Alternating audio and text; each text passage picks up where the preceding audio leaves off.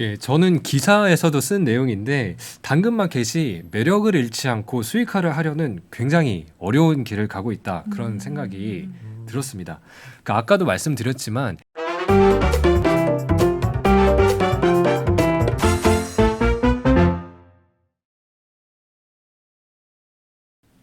고품격 테크 방송. 아웃스탠딩 쇼 안녕하세요. 아웃스탠딩의 최용식. 정지혜입니다. 예, 저희 방송은 출근하면서 들어도 좋고요. 점심 먹으면서 들어도 좋고 야근하면서 들어도 좋고 무엇보다도 쉬는 날 멍 때리면서 들어도 좋습니다. 많은 시청 부탁드리고요.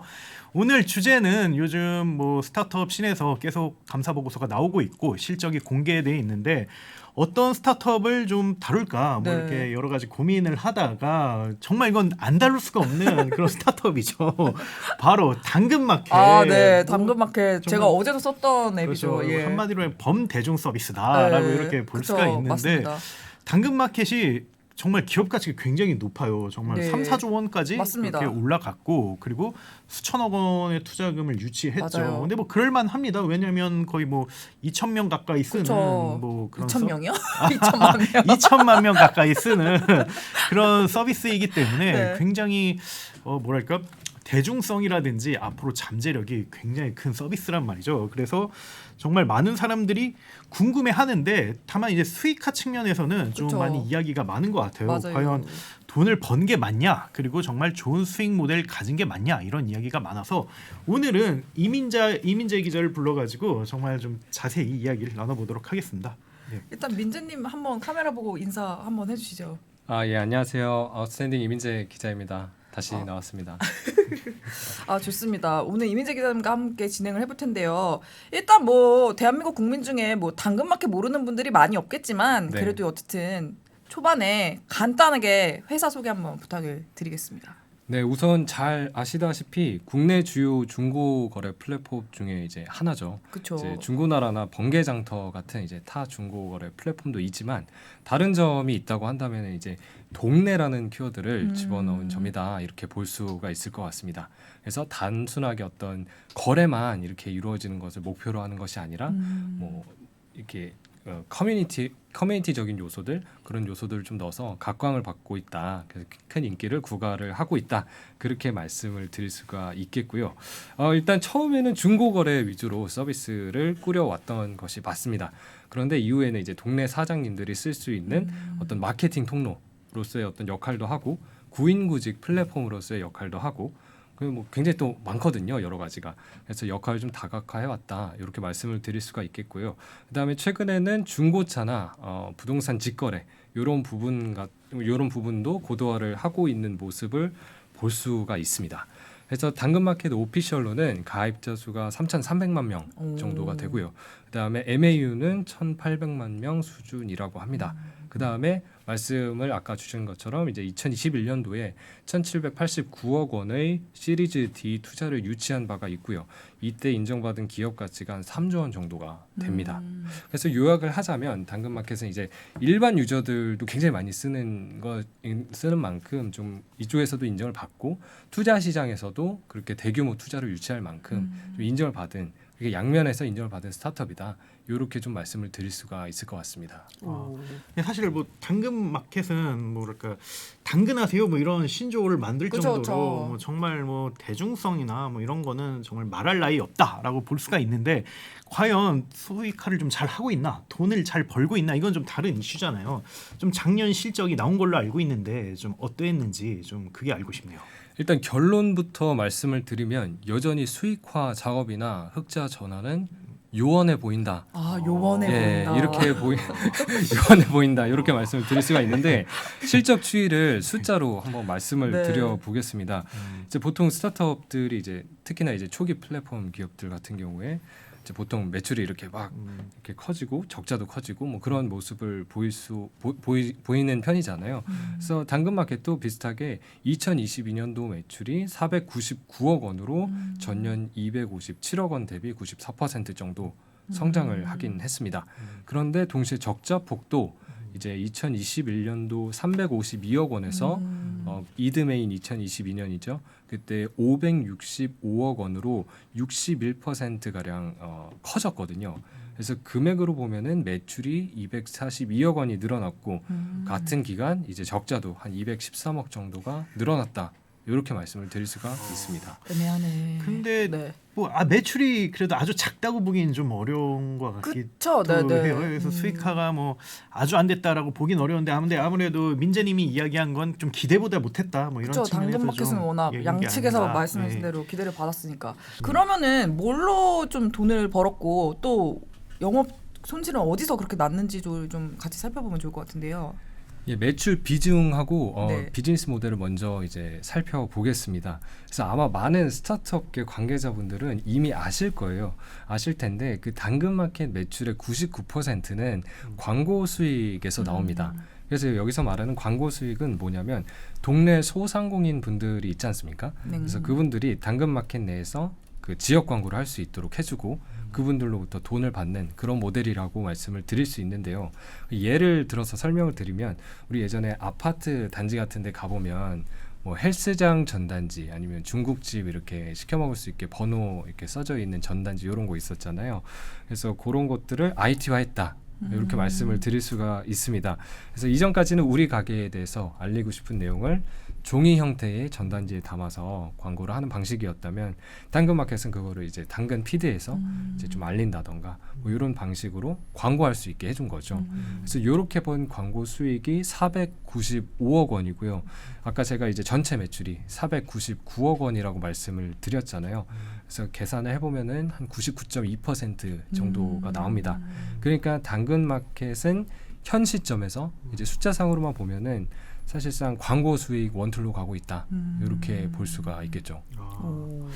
좀 아까 말씀하신 거 보니까 적자가 560억 굉장히 좀 많이 냈다고 하는데 그건 아무래도 좀 비용 구조가 무겁기 때문이겠죠. 좀 구체적으로 좀 어떻게 되나요? 그거는? 비용 구조를 보면은 일반적인 IT 스타트업 비용 구조하고 대동소이한 것 같아요. 그 전체 비용이 이제 1,064억 원 정도가 나오는데 이 중에서 급여가 324억 원 정도고요. 그다음에 지급 수수료가 307억 원, 그다음에 광고 선전비가 263억 원 정도 나왔습니다. 급여는 전년 대비 149%가 늘어난 거고요. 요거는 이제 아무래도 개발자 몸값 상승 이슈도 있었고 무엇보다도 회사가 성장하면서 조직 규모도 같이 커지다 보니까 어느 정도 자연스럽게 뭐 상승을 한 부분이다. 이렇게 볼 수가 있을 것 같습니다. 그리고 참고로 말씀드리면 당근마켓 조직 규모가 2021년도 말에 238명이었대요. 그 다음에 2022년도 말 기준으로는 380명 정도가 되니까 대략 한 1.6배 정도 인원도 실제로 조직 규모도 커졌다. 이렇게 말씀을 드릴 수가 있을 것 같습니다. 그리고 지급 수수료 같은 경우에는 보통 서버비나 뭐 클라우드, 뭐 솔루션 뭐 이른바 이제 IT 자원을 구매해서 사용하는데 이제 들어가는 비용들이잖아요. 그래서 이 비용도 전년 대비 119%가 증가를 했는데 이제 조직 규모도 커지고 서비스도 확장해 나가는 국면에서 자연스럽게 이제 늘어났을 것으로 추정이 되는 비용입니다. 그리고 마지막으로 광고 선전비 같은 경우에는 전년 대비 증가를 하긴 했는데 전년 대비 한 13-14% 정도밖에 증가를 안 했더라고요. 그래서 사실상 이제 비교를 해보면은 다른 항목들에 비해서는 그렇게 많이 증가폭이 크진 않았다. 이렇게 볼 수가 있을 것 같습니다. 근데 업계에서 뭐 요즘은 좀 잘 안 쓰는 것 같은데 네. 한때 네카쿠라 배당토란 말이 있었잖아요. 예. 뭐 아시죠? 네, 그게 어떻게 보면 알죠. 유니콘이라든지 네. IT 대기업 모아놓은 건데, 근데 거기에 당근마켓이 들어가 있었어요. 그쵸. 그래서 어떻게 당근마켓이 한때 개발자라든지 스타트업 씬 내에서 그 거기 있는 인력들이 굉장히 좀 들어가고 싶은 그런 회사였다고 하더라고요. 우리 그리고 과거형으로 지금 그렇잖아요. 지금은 좀 다르게 봐야 될 것 같아요. 왜냐면 일단은 네카라쿠 이 말을 잘 좀 안 쓰는 경향이 요즘 좀 덜 쓰죠. 예, 덜 쓰는 맞아요. 경향이 있고, 그리고 제가 아는 대표님들도 네. 당근마켓 진짜 많이 뺏겼다고. 그러니까 많이 이게 개발자분들을요? 굉장히 스타 개발자들이나 아니면 스타 오. PM들이 있으면 일종의 뭐랄까 뭐 경쟁 입찰 비슷하게 이렇게 붙는데요. 이게 붙는데 당근마켓이 진짜 많이 이겼다고 하더라고요. 그래서 되게 어떻게 보면 스타트업 씬에서 유망성도 유망성이지만 되게 연봉이라든지 좀 근무 환경이 굉장히 좀 좋았던 것 같아요. 그래서 그게 아무래도 좀 비용 구조의 가장 큰 원인 중 하나가 아니었을까 뭐 그런 생각도 들더라고요. 좋네요. 예. 그러면 우리가 지금 수익이랑 이제 뭐 구조까지 살펴봤는데 어쨌든 수익원이 아까 사실상 광고 모델 하나인 거잖아요. 네네. 근데 이제 언뜻 듣기로는 광고 모델이 이렇게 비용 같은 거 늘어나는데 그걸 상쇄할 만큼은 아직 파워풀한 것 같지는 않거든요. 그러면 혹시 나중에 광고 말고 이제 좀 다른 비즈니스 모델을 만들 건지 뭐 그런 조짐이 보이는지 그런 건 좀 어떤가요? 그 사실 당근마켓은 수익화를 위해서 이제 다양한 시도를 이어왔습니다. 네. 그리고 그 노력의 흔적이 매출 비중 이제 9.2%라고 네. 말씀드렸잖아요. 광고 수익이 나머지 0.8%가 있습니다. 거기에 이제 좀 그 흔적이 어느 정도 약간 남아 있다. 이렇게 볼 수가 있을 것 같은데 그럼 그 0.8%를 차지하는 그 매출이 정체가 뭐냐? 그거를 좀 한번 살펴볼 네. 필요가 있을 것 같습니다. 이제 나와 있는 걸로 말씀을 드리면 상품 판매 수익이 일단 그 중에 하나가 있고요. 그 다음에 수수료 수익, 기타 수익 이렇게 있습니다. 그래서 각각의 내용을 한번 설명을 드려보겠습니다.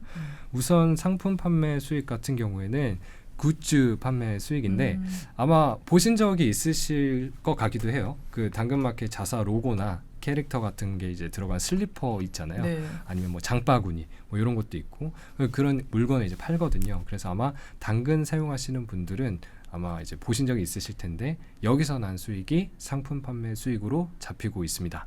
다만 이렇게 낸 수익이 2021년도에는 1억 5천만 원 정도고요. 2022년도에는 1억 8천만 원 수준이었으니까 그 규모는 사실 굉장히 작다고 볼 수가 있겠습니다.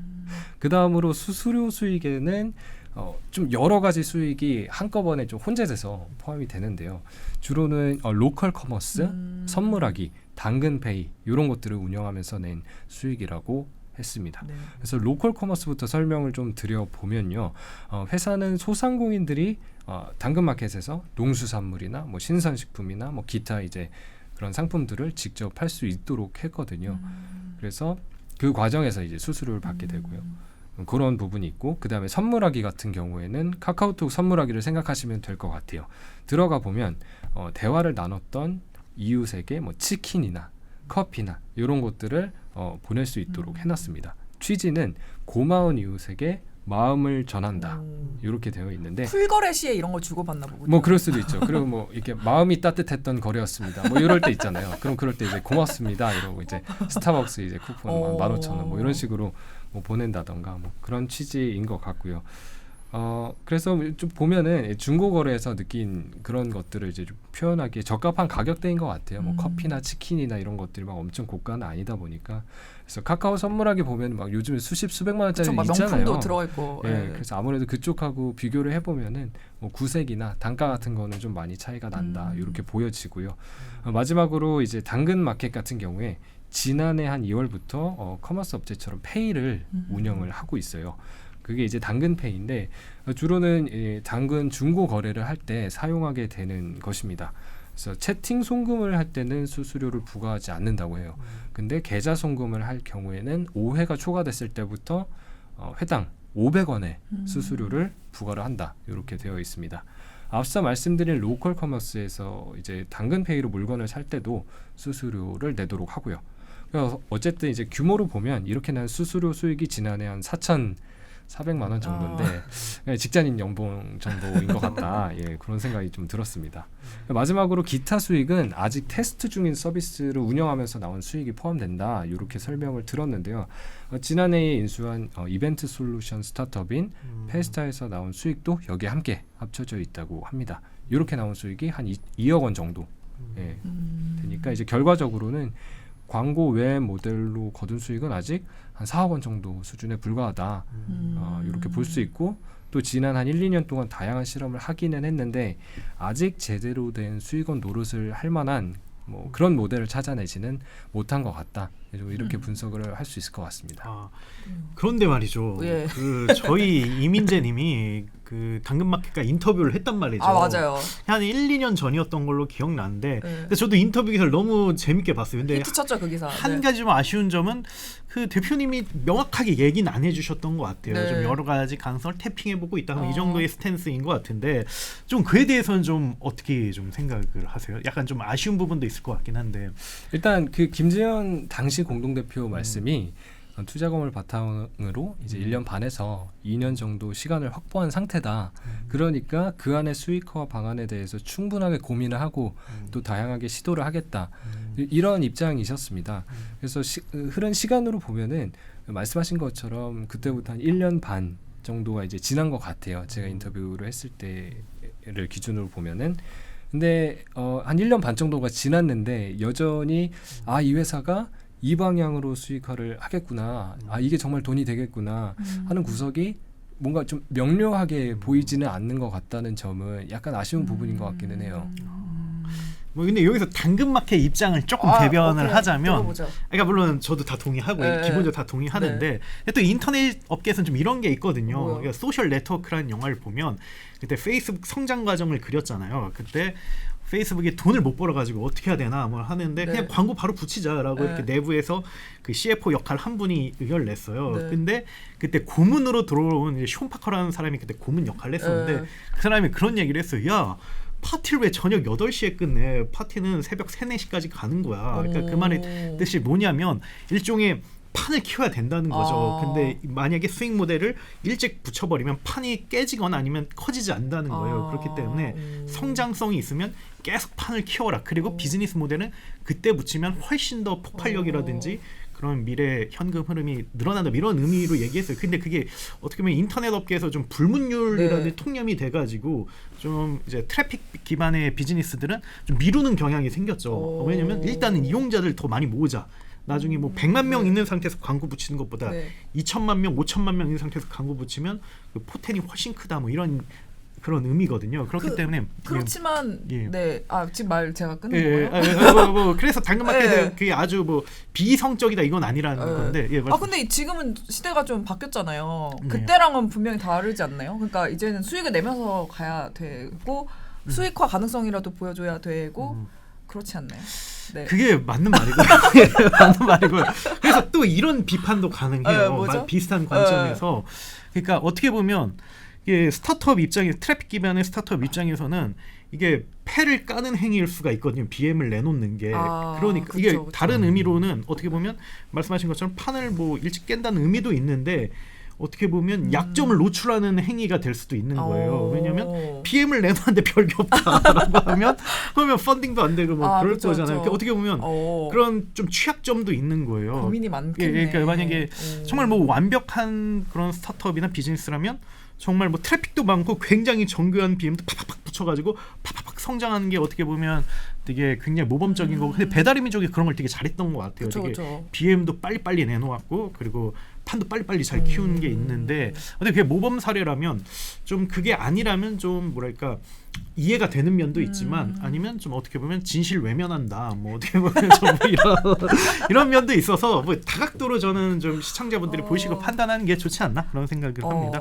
네. 너무 좋은 부연 설명이었는데 근데 저는 듣다 보니까 좀 궁금한 게 중고거래 플랫폼이 다른 데에서는 중고거래 수수료를 받잖아요. 네. 가령 크림 같은 경우 요즘 너무 핫한데 크림이 원래 안 받았다가 다시 수수료 받기 시작했잖아요. 다시가 아니라 이제 받기 시작했잖아요.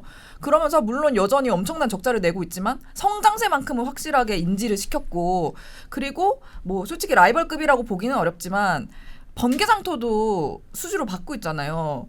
그래서 뭐 당연히 이제 수수료가 붙으면은 유저들은 싫어하겠지만 그래도 비즈니스 모델 면에서는 분명히 시도해 볼 만한데 그거는 당근마켓은 왜 안 하나요? 그렇죠. 이제 유저 입장에서 돈을 내는 네네. 게 이제 즐거운 일은 당연히 아니죠. 네네. 그렇기는 한데 일단 고객은 이제 효용 가치가 충분히 느껴지면은 설득이 되면 그럼 지갑을 여는 것 같아요. 그래서 일각에서는 수수료를 부과하는 것도 고려해볼 만하다 이런 의견을 내기도 합니다. 그런데 당근마켓 측 입장은 되게 단호해요. 중고거래 수수료를 받아서 돈 벌 생각은 없다 이런 거거든요. 그래서 당시 제가 김재현 당시 공동대표 인터뷰를 했을 때 안 그래도 여쭤봤습니다. 트래픽이 이렇게나 많고 거래가 이렇게나 많이 일어나는데 중고거래 수수료를 받으면 단시간 안에 뭔가 기대 이상의 실적을 낼 수도 있는 거 아니냐 이렇게 여쭤봤더니 되게 단호하게 그럴 계획은 없다 이렇게 말씀을 하시더라고요. 그래서 창업을 했을 때부터 그 모델은 생각을 안 했고 지금도 생각 안 하고 있다고 말씀을 하시더라고요. 그래서 이거는 회사의 어떤 철학하고 좀 관련이 있는 부분인 것 같은데 돈을 벌더라도 뭔가 뭐랄까요 좀 지역하고 연결을 해서 가치를 만드는 방식 좀 그런 방식으로서 이제 수익을 창출하더라도 해야 된다 뭐 그런 입장인 것 같습니다. 근데 이게 말씀하신 것처럼 철학적인 문제인 것 같은데 근데 이해가 되면서도 왜냐면 돈 내라는 거 좋아하는 사람은 없으니까 근데 또 돈을 내야지만 생태계가 구성이 되고 더 풍성해질 수 있다고 생각을 하거든요. 그래서 어떤 면에서는 좀 수수료를 받는 게 지역 커뮤니티를 만드는 것과 뭐 반드시 이제 배치되거나 뭐 반목하는 건 아니라고 생각을 해요. 좀 이거는 좀 개인적으로 어떻게 생각하세요? 그러니까 저도 수수료를 받는다고 해서 뭐 지역을 연결하는 가치가 없어진다던가 뭐 이렇게 그건 아니지 않나? 뭐 받으면서도 지역 연결 가치 충분히 만들 수 있지 않나? 뭐 그런 생각이 들기도 했었습니다. 그래서 이제 뭐 비슷한 질문을 여쭤봤는데 애초에 커머스라고 생각을 하신 게 아니라 커뮤니티라고 보고 시작한 사업이다. 뭐 이렇게 말씀을 하셨고요. 그러면서 이제 시작점이 다른 만큼 똑같은 방식으로 수익화를 하지는 않겠다. 이런 말씀도 덧붙였습니다. 그게 무슨 말이냐면 광고 하나를 붙이더라도 동네라는 어떤 가치를 키울 수 있는 게 아니면은 좀 안 하겠다. 좀 이런 게 있는 것 같아요. 일례로 당근마켓 같은 경우에 지난해부터 기업 고객들로부터 이제 광고를 받기 시작했거든요. 근데 이것도 뭔가 동네하고 연관이 있는 기업이나 브랜드 그런 쪽으로 이제 좀 받는 것 같습니다. 이를테면 뭐 빵집, 뭐 아니면은 카페, 식당, 프랜차이즈 뭐 이런 부분들이 있잖아요. 그런 부분들 위주로 받으려고 이제 한 바가 있고요. 그래서 또 당근마켓은 다른 업체들하고도 그 제휴를 맺어서 해당 업체 서비스를 앱 내에서 이렇게 소개를 해주기도 하거든요. 그래서 여기서 보면은 이제 세탁특공대나 아니면 청소업체인 미소 이런 것들이 좀 대표적이에요. 그래서 인터뷰 때 이제 여쭤봤는데 그 이제 말씀 주신 게 그런 겁니다. 그러니까 우리가 관심 있는 건 지역 생활 서비스이고 그런 만큼 어쨌거나 지역 관련된 서비스여야 한다. 이런 부분이었고요. 그래서 지역하고 관련이 없는 곳이 이제 뭐 제의가 들어오면은 거절하고 있다. 뭐 그런 말씀을 주시기도 했습니다. 그래서 당근마켓은 전국 단위 어떤 배너 광고나 아니면은 앱 설치 광고 이런 것도 많이 있잖아요. 그런 것도 이제 안 붙이겠다고 예전부터 말을 해왔고요. 사실 어떻게 보면은 되게 빠른 시간 안에 수익화를 할 수 있는 지름길이랄까요? 뭐 이렇게 좀 볼 수 있을 것 같은데 그 지름길에는 아직은 좀 눈길을 주고 있는 것 같다는 인상은 좀 받을 수 없는 것 같습니다. 어떻게 보면 뭐 판을 더 키우겠다라는 의미인 것 같기도 하고 아니면 0점 사격하나 뭐 0점 사격하시죠? 0점 사격하시나 이게 0점 사격이라 아시나요? 그 이제 총을 자기 몸에 최대한 잘 맞추기 네. 위해서 그걸 실험하는 걸 말하는데 뭐 그런 거 같기도 하고 0점 사격 좀 긴 거 아니에요? 예? 그럼 그렇게 따면 지금 당근마켓 0점 사격이 너무 긴 거 아니냐고. 예, 근데 뭐 또 어쨌든 그 뭐 폭탄도 크니까 그러니까 뭐 폭탄은 이용자로 뭐 그 비율을 내자면 어쨌든 규모가 크니까 좀 기를 수도 있긴 하겠다 이런 생각 드는데 좀 어떻게 생각하세요? 지는 근데 제가 듣다가 분명히 이제 인터뷰 때는 진심으로 말씀하셨을 거라는 생각이 드는데 제가 좀 약간 까칠해서 그런지 하지만 나중에라도 말은 바뀔 수도 있는 것 아닐까? 왜냐면은 그게 또 나쁘다는 것도 아니고 그렇죠. 그렇게 실험을 해봤는데 그게 안 먹힌다는 결과가 나오면 사실 그때 뭐 바꿀 수도 있는 거잖아요. 그렇죠. 예, 그래서 조금 더 지켜봐야 되지 않을까? 뭐 이런 생각도 맞아요. 들고 여러 가지 생각을 했어요. 그리고 실제로 정말 수익화를 한없이 미루다가 진짜 돈 못 번 기업들도 진짜 많거든요. 너무 많잖아요. 예, 그렇기 때문에 네. 이게 진짜 양면성과 다양성이 있는 것 같습니다. 혹시. 예. 근데 제가 그 듣다가 생각나는데 얼마 전에 기사 봤는데 그 일반 유저들 대상으로 그 뭐였지 광고 상품 출시하지 않았어요? 그 빨리 팔고 싶으면 3,000원 내라 뭐 이런 네. 기사가 떴었던 것 같은데. 예, 말씀하신 것처럼 네. 이제 지난 4월에 네네. 회사가 제주도에서 테스트 서비스를 내놓은 바가 있습니다. 쉽게 말해서 빨리 팔고 싶으면은 돈을 조금 내라. 그 조금 내면은 이제 노출도를 올려서 판매 확률을 높여주겠다. 그 이런 약간 내용입니다. 수수료 하기 전에 약간 간 보시는 거 아니에요? 이게 사실 요거 자체를 중고거래에 대한 수수료 뭔가 정책이나 BM을 이제 도입을 했다 이렇게 보기 조금 어려울 것 같기는 해요. 예, 각 거래에 대해서 디폴트로 붙인 건 아니잖아요 수수료를. 이제 그렇기는 한데 이제 다만 말씀하신 것처럼 뭐 이거 앞으로 중고거래에 수수료를 매기겠다는 그런 징조 움직임 아니야? 이렇게 좀 볼 수 이렇게 좀 느껴질 수도 네. 있을 것 같기는 해요. 왜냐하면 이제 회사가 지금까지 과금을 해온 대상은 자신의 가게를 동네 사람들한테 알리고 싶어하는 가게 사장님이라던가 아니면은 자사의 매장을 광고하고 싶어하는 프랜차이즈 기업이라던가 이런 곳들이었거든요. 그래서 다시 말하면은 약간 B2B적인 성격의 어떤 비즈니스 모델과 수익을 좀 내려고 해온 부분이 있는데 이번에는 진짜 일본 유저들이 돈을 이렇게 쓸 수 있는 그런 통로 방식 이런 것들 하나 만들어 놓은 거잖아요. 예, 그런 점에서 보면은 약간 결이 좀 다를 수는 있을 것 같다. 이렇게 좀 생각이 들고요. 그런데 회사에 물어보면은 이제 중고거래 수수료를 부과하지 않겠다는 기존 입장에는 변화가 없다. 이렇게 또 명시적으로 또 말씀을 하시더라고요. 그래서 내용을 들어보면은 무료로 제공되는 이제 그 끌어올리기 기능이 있잖아요. 그거 외에 비용을 뭐 좀 지불을 하더라도 판매 확률을 높이고 싶어하는 이용자들의 요청이 많이 있었대요. 꽤 있다 보니까 그런 일종의 이용자 니즈 충족을 위해서 광고 상품을 구매할 수 있도록 이렇게 만든 것이다. 이렇게 설명을 좀 들었고요. 그러면서 이제 아직은 제주 지역에 한해 서비스를 하고 있는 중이고 전국에서 오픈할지는 아직은 미정이다. 이렇게 덧붙이기도 했습니다. 그게 좀 일반적인 당근마켓 스탠스인가 봐요. 미정이다. 잘 모르겠다가. 좀 어떤가요? 예. 단호해. 그러니까 이게 보통 취재를 하다 보면은 약간 방어적인 답변을 받는 경우가 엄청 많잖아요. 많죠. 많이 있잖아요. 그래서 사실 저희가 궁금한 건 그래서 기냐 아니냐 확실하게 말해줘. 예스냐 노냐. 사실 저희는 이제 그게 진짜 제일 궁금한 거 그 답변을 드려야 되는데 이제 보통 이제 여쭤보면은 뭐 이런 거죠. 이제 기일 것으로 예상되나 상황 변화에 따라 유동적일 수 있다라던가 뭐 아니면은 아닐 가능성이 높지만 기일 가능성도 배제할 수는 없다. 약간 이런 대답을 듣는 경우가 이제 많이 있는데 좀 이렇게 해석의 여지가 좀 여러 가지인 답변을 하시고 또 저희가 들을 수밖에 없는 거는 그런 것도 있는 것 같아요. 좀 말 바꿨다는 그런 좀 이렇게 지적을 받을 수도 있잖아요. 그러다 보니까 좀 그렇게 방어적인 답변이 좀 나오는 게 아닌가 그런 생각이 드는데 근데 당근마켓에 대해서 이제 수수료 물어보면은 이제 꽤나 명료하게 그건 할 생각이 없다 이렇게 한 수년째 얘기를 하고 있거든요. 그래서 그런 면에서 보면은 당근마켓은 한 2021년이나 지금이나 좀 상당히 일관적인 면은 있는 것 같다. 혹시 그런 생각이 괄호로 들더라고요. 지금은 숨어 있지 않을까요? 지금은 없다. 뭐 어떻게 될지 모르죠.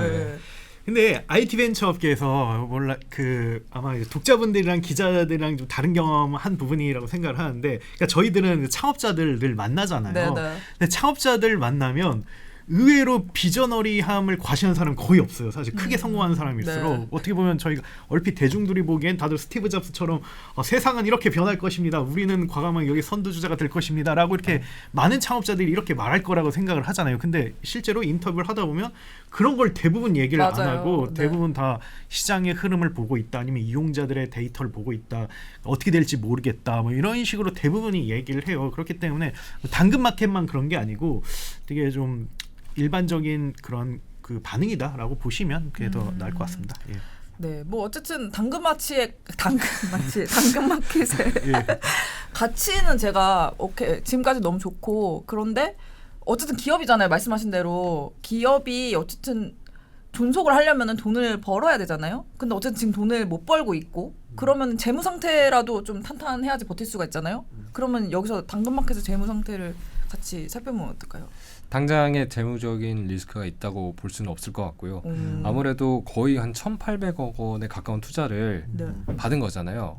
예, 그런 만큼 고가는 꽤 넉넉한 아직 상태인 많이 것 남아 같다. 있나 보군요. 예, 그렇게 볼 수가 있을 것 같습니다. 일단 현금성 자산은 재무제표 상으로 보면 한 275억 원 정도가 있고요. 단기금융 상품으로 905억 원 정도 보유를 하고 있습니다. 그리고 장단기 차입금이나 뭐 악성 부채라고 볼 만한 부분도 이렇게 많이 보이지 않고요. 그 부채 내용으로 보면은 주로 이제 미지급금이나 선수금 같이 사업을 하면서 발생하는 하는 부분들이기 때문에 뭐 그렇게 막 우려할 만한 상태다 뭐 이렇게 좀 보기는 어려울 것 같습니다. 그래서 당근마켓을 보면은 그 뭐랄까 수익화를 위해서 닥치는 대로 이렇게 좀 이거저거 하는 게 아니라 꼭 우리하고 맞는 모델을 찾겠다 이런 좀 의지가 느껴지는 것 같습니다. 예. 그렇군요. 0.4격이군요. 여유를 부릴 수는 있는 상황이긴 하네요. 재무 그러니까 좀 상태가 재무적인 건전하니까. 건전성이 아직 있다 보니까 좀 그렇게 서두르지 않는 이유 중에 하나가 되지 않았나 뭐 그런 생각도 듭니다. 보통 0점 사격하는데 3발 주거든요. 한 20발 정도 있으니까 더 미리하게 맞추려고 하는 그런가 봅니다. 예, 죄송합니다. 그래서 그래도 좀 그 시장 상황이 좀 바뀐 것 같긴 하거든요. 예전과 다르게. 그쵸, 왜냐하면 그쵸. 기업들에게 더 많은 수익화를 요구하고 그거를 강요하는 뭐 그런 분위기인데 좀 앞으로도 그럴 것인지 올해는 좀 어떻게 보세요? 올해 수익화 방향은 어떻게 생각하십니까? 일단 오피셜한 입장을 말씀을 드리면 올해도 메인 비즈니스 모델은 광고다라는 게 이제 회사의 입장입니다. 어쨌거나 검증된 비즈니스 모델인 만큼 계속 확대를 해나가겠다 이런 입장인 것이고요. 그런데 이제 성장 속도로만 보면은 광고 수익만으로 내년에 어떻게 뭐 좀 충분한 정말 이제 사람들이 와 대단하다라고 할 만한 매출 규모를 만들어줄지는 약간 미지수인 것 같습니다. 관련해서 MAU 성장세도 이제 전보다는 약간 정체된 상황이긴 하다 보니까 뭔가 좀 다른 패가 좀 필요하긴 할 것 같다 그런 생각도 들더라고요. 아까 MAU가 1,800만 명이라고 하셨죠. 예, 회사의 MAU 추이를 보면은 네네. 1,800만 명 선이 맞고요. 근데 거기서 이렇게 정체가 된 거예요? 예, 일단 내부에서 집계한 걸로 보면은 네. 1,800만 명 선이라고 이제 하는 게 이제 네, 오피셜이고, 근데 이제 뭐 툴마다 좀씩 다른 것 같기는 해요. 근데 저희는 이제 모바일 인덱스로 보면은 네. 뭐 약간 뭐 최근 몇 달 사이 좀 뭐 몇 년, 뭐 한 1년, 한 몇 달 뭐 이렇게 보면은 살짝 떨어지는 양상도 오. 약간 보이기는 하거든요. 어디 크진 어디까지 않아요. 얼마나 떨어졌어요? 근데 막 크게 그런 건 아니고, 그러니까 소폭. 역시 어. 역시 당근. 예. 네, 이런 게 있고, 네, 약간 근데 이전까지는 특히 팬데믹 때 엄청 이렇게 그쵸, 올라온 게 그쵸. 있었잖아요. 그래서 그거를 계속 생각하다 보니까 뭔가 현재는 좀 약간 이게 현재 구간에서 약간 정체하는 모습을 보이는 게 아닌가 그런 생각도 이제 들기는 했어요. 그래서 이제 왜 그랬나 이제 생각을 해보면은 광고 선전비에 일단 적지 않은 비용을 쓰고 있기는 한데 전년 대비 막 그렇게 늘어나진 않았거든요. 네. 그래서 뭐 그런 것도 좀 있을 것 같고 그다음에 페이스북 같은 데서 마케팅 효율이 좀 안 좋아졌다 뭐 이런 얘기도 많이 하잖아요. 그래서 그런 것도 뭐 약간 원인 중에 하나일 수 있을 것 같다는 생각도 들고요. 근데 어쨌거나 MAU 1,800만 명이면은 근데 사실 이제 뭐 네이버나 그쵸. 카카오나 뭐 쿠팡이나 이제 몇 개 제외하면은 거의 한 분야에서 재패를 했다라고 볼 수 있을 정도의 어떤 막대한 유저 수다 보니까 뭐 글쎄요 그 유지하는 것만으로도 뭐 대단하지 않나 뭐 그런 생각도 하긴 듭니다. 크게 안 떨어진 것만도 사실 선방일 수 있어. 그렇죠. 그렇죠. 근데 어쨌든 뭐 여러 가지 태핑을 한다고 이렇게 말씀을 해주셨는데 그 말의 의미는 어떻게 보면 광고 수익에만 매달리지 않겠다. 우리는 다른 수익원도 창출하겠다 이런 의지이기도 한 거잖아요. 좀 그 양상을 앞으로 좀 어떻게 보세요? 광고 수익 외에 뭔가 강력한 한 방이 있을 수 있을지 아니면 어떤 다른 시도를 할지 좀 이민재 기자님의 생각은 좀 어떤가요? 일단 그 뭐 회사에서 이제 뭐 이게 내놓은 입장을 좀 소개를 드리면요. 일단 지난해 B2B 서비스를 몇 개 내놓은 게 있어요. 그래서 그거를 좀 고도화를 할 방침이다 이런 입장인데요. 소상공인이나 기업 고객을 위한 서비스 중에 이제 비즈 프로필이나 이제 브랜드 프로필이라는 게 있습니다. 이게 잠깐 소개를 드리자면은 비즈 프로필은 소상공인들이 쓰는 뭐랄까요 좀 소셜 미디어적인 그런 격의 이제 서비스인데 거기서 가게 소식을 공유하거나 자기 가게 서비스 상품을 광고하거나 뭐 이런 겁니다. 그리고 브랜드 프로필 같은 경우에는 기업들을 대상으로 지점 프로모션을 하거나 프로모션을 관리할 수 있도록 한 그런 서비스거든요. 그래서 지난해 6월에 출시를 했는데 베스킨라빈스가 이제 첫 고객이었다라고 하고요. 그다음에 생각해 보면은 이제 동네 상권에 있는 프랜차이즈들이 굉장히 많이 있잖아요. 식당도 있고 뭐 빵집도 있고 카페도 있고 되게 다양한데 아마 이런 프랜차이즈 업체들을 고객사로 좀 확보하는 쪽으로 좀 갈 것 같다 그런 생각도 들더라고요. 그다음에 뭐 아까도 잠깐 설명을 드렸는데 중고차 직거래나 뭐 당근 알바 뭐 이런 부분에서도 당근 비즈니스 기회를 모색한다는 게 이제 회사의 입장이고요. 그렇긴 한데 이제 아무래도 구체적으로 어떤 모델을 어떤 식으로 적용할지 뭐 이런 부분에 대해서는 그래도 아직은 좀 윤곽이 드러난 것 같지는 않다 이렇게 보여집니다. 이거저거 많이 하긴. 근데 좀 이런 생각은 들긴 뭐라고요? 하네요. 왜냐하면 어떻게 보면 뭐랄까 당근마켓은 누가 봐더라도 사실 중고거래 플랫폼이란 말이죠. 근데 그쵸, 오래전부터 당근마켓은 계속 그 지역 상권, 뭐 로컬 예. 플랫폼 이런 걸 얘기하고 있단 말이죠. 약간 이게 매칭이 안 된다는 느낌도 사실 회사가 말하는 것과 대중의 시각이 약간 안 오. 맞는다는 느낌도 받고 그냥 쿨하게 그냥 중개 수수료 받는 게 낫지 않나? 뭐 그게 심플하고 예측도 쉽고 모두가 다 이해할 수 있지 않을까? 뭐 이런 생각도 들긴 하네요. 예. 그러게요. 어떻게 보세요, 민재 기자님은? 그러니까 저는 어느 순간부터 이제 당근마켓을 중고거래 플랫폼으로 보고 분석하는 게 맞나 그런 생각도 사실 들긴 했어요. 물론 이제 말씀하신 것처럼 중고거래가 이 회사의 이제 메인 비즈니스 이제 서비스고 그것 때문에 사람들이 당근마켓을 많이 쓰는 거잖아요. 이름도 이제 마켓이고. 네, 솔직히 그렇긴 한데 이제 회사가 말하는 하이퍼로컬 서비스가 되겠다 그런 청사진을 향해서 어쨌거나 좀 걸어가는 것 같다 이런 인상을 많이 받기는 했습니다. 근데 이제 관건은 중고거래 이상의 어떤 가치를 확실히 제공을 하면서 또 하이퍼로컬 서비스로 거듭이 나고 동시에 또 수익화까지 해낼 수 있을 것인가가 될 것 같고요. 뭐 쉽지 않을 것 같다는 생각이 뭐 들기도 합니다. 뭐 최근 몇 년 추이를 보면은 뭐 1, 2년이 아니라 더 걸릴 수도 있을 것 같다는 생각도 들어요. 당근마켓 같은 경우에는 캐나다나 일본에 이제 글로벌 진출도 했잖아요. 그래서 전선을 좀 펼쳐놓은 감도 사실 좀 있고, 그래서 어쨌거나 좀 장기전이 될 것 같다 그런 생각도 이제 들기도 하더라고요. 다만 예전보다는 수익화에 그래도 조금 더 속도를 좀 내야 되는 시점이 아닌가 그런 생각이 좀 들었는데 뭐 회사도 좀 생각을 하고 신경을 쓰고 있는 것 같기는 하다고 이렇게 좀 느꼈거든요. 가령 이제 지난해 리더십의 변화가 조금 있었는데요. 김재현 당시 공동대표가 CSO로 직책을 전환을 하고 그다음에 국내 사업을 이끌 각자 대표 자리에 황도현 대표가 선임이 됐다고 합니다. 황 대표 같은 경우에는 이제 알려진 정보를 이제 보면은 액센추어하고 11번가 카카오 등을 거치면서 로컬 비즈니스에 대한 역량을 쌓아온 그런 분이라고 해요. 그래서 아마 이런 부분도 수익화에 엑셀을 좀 더 밟으려는 어떤 모종의 움직임으로 해석할 수 있지 않을까 그런 생각이 들었습니다. 어떻게 좀 고민이 많겠네요. 회사 내부에서도. 그렇군요. 그러면 아마 독자분들이 가장 궁금해할 것 같은데 앞으로 당근마켓 어떻게 될 것 같아요? 돈 벌 수 있을 것 같나요? 돈을 벌 수 있을까요? 직접적으로 더 클 수 있을까요? 어떻게 보십니까? 가능합니까? 예, 저는 기사에서도 쓴 내용인데 당근마켓이 매력을 잃지 않고 수익화를 하려는 굉장히 어려운 길을 가고 있다 그런 생각이 들었습니다. 그러니까 아까도 말씀드렸지만 앱 설치나 아니면 이제 뭐 배너 광고 이런 것들을 안 하고 또 중고거래 수수료도 부과하지 않고 그러면서 돈을 벌 수 있는 부분들을 좀 많이 외면하고 있다는 그런 느낌이 들거든요. 사실 이게 이용자 입장에서는 굉장히 좀 좋은 부분인 것 같기는 합니다. 왜냐하면 가끔 서비스들 중에서 과금액이 좀 다소 좀 많거나 아니면은 약간 좀 거부감이 드는 방식으로 과금을 한다던가 뭐 그런 경우도 있잖아요.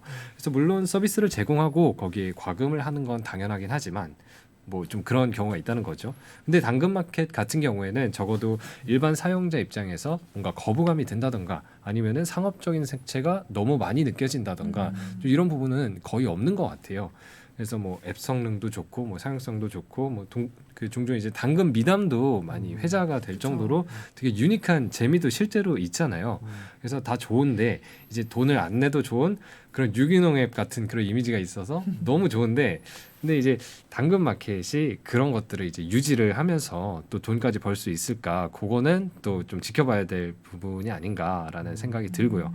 그 당근마켓은 이제 그런 유저들의 기대를 알고 있는 것 같아요. 그래서 그런 부분을 또 부응을 하면서 또 수익화도 이제 할 수 있는 그런 이제 두 가지를 동시에 이제 하려고 하는 것 같은데 이제 뭐 이게 참 쉽지는 않을 것 같다는 생각이 듭니다. 그래서 더 궁금해지는 것 같아요. 당근마켓이 그동안 강조를 해왔던 가치나 철학이나 그런 것들을 좀 지키면서 돈까지 잘 벌 수 있을지 그거는 굉장히 좀 궁금한 지점이고요. 만약에 그거를 해낸다면 국내 스타트업사에 굉장히 좀 좋은 선례로 기록이 되지 않을까 그런 생각이 들었습니다. 지혜님은 좀 어떻게 생각이 들었어요? 저는 계속 들으면서 그 유기농적인 그 성격을 계속 가져가면서 수익을 잘 낸 데가 있던가 반추를 해봤는데 저는 딱히 떠오르지 않았는데 용수님은 떠오르시는 데가 저는 있으신지? 카카오톡이 좀 많이 떠올랐거든요. 예전에 카카오톡이 비슷한 얘기를 많이 했어요. 우리 지금 돈 안 벌어도 돼요. 우리 뭐 굶어 죽지 않아요. 이런 얘기 했었는데 근데 지금 벌써 십몇 년이 지났잖아요. 네네네. 근데 지금 돌이켜 보면 사실 카카오톡 그 자체만으로 그 프로덕트 그 자체만으로 큰 돈을 벌었다고 보기는 어려워요. 아, 왜냐하면 그쵸, 그쵸. 카카오는 이후 M&A 전략을 통해 성장을 했거든요. 그리고 카카오란 브랜드를 기반으로 하는 이제 서브 프로덕트라든지 아니면 네네네. 서브 비즈니스 모델을 통해서 돈을 벌었기 때문에 사실상 카카오톡 그 자체로는 큰 돈을 벌지 못했다라고 볼 수가 있거든요. 근데 다만 그래도 여기서 또 부정적으로 볼 필요는 없는 게 카카오톡이라는 브랜드를 굉장히 잘 지켰어요. 맞아요. 카카오라는 브랜드를. 그래서 이것이 M&A라든지 아니면 신규 비즈니스 모델이라든지 아니면